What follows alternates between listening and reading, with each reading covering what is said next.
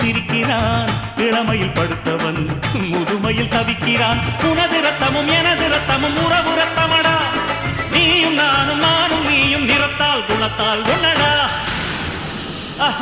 அதாண்டா இதாண்டா அருணாச்சலம் நான் தாண்டா.